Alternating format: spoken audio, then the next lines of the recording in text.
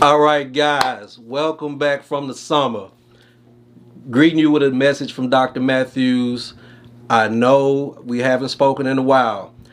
My grandfather passed at the end of May. I didn't film in June or July, but we're back with a message, a back to school message from Dr. Matthews. And this is a message that's not just for teachers, counselors, administrators. It can really apply to anyone.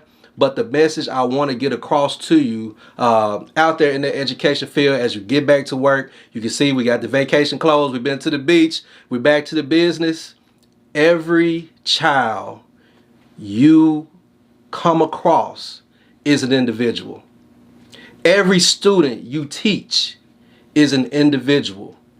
Every life, every body that comes into your room, that's a unique, specific person.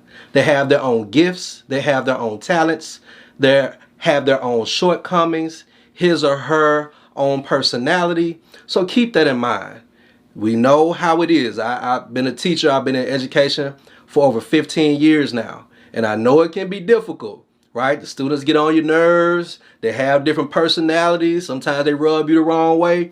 Remember why you're in this business. And remember also, every student is an individual, just like you're an individual. Just imagine if you were treated in a way that didn't take into consideration your own personality, your own individuality, the very things that make you who you are.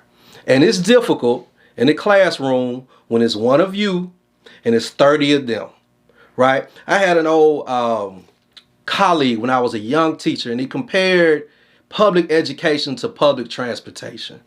And his comparison talked about how if you could afford your own car, then you would buy your own car to go from point A to point B. But at the same token, if you could not afford your own car, then you caught the bus.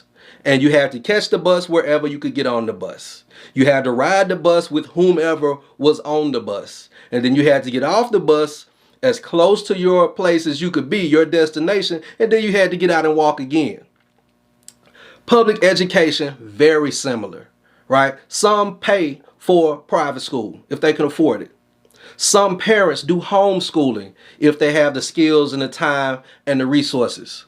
But for those who don't do homeschool, those who don't do private school, those of us, like myself, who went to public school, you're dealing with a situation where you got people reading on first grade level, fifth grade level, eighth grade level. You got people doing math, fourth grade level, 10th grade level, same classroom. And you got one teacher who's responsible for all 30, 35 of these bodies in this room. It's not an easy job.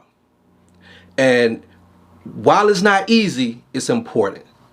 And for those teachers who are out there with their feet on the ground, those foot soldiers, those warriors, those underrated, underpaid teachers, remember, every student that you come across, every student you teach, every student in your classroom, every student in the hallway, every student that you interact with this school year, treat that child like the special, unique individual that they are.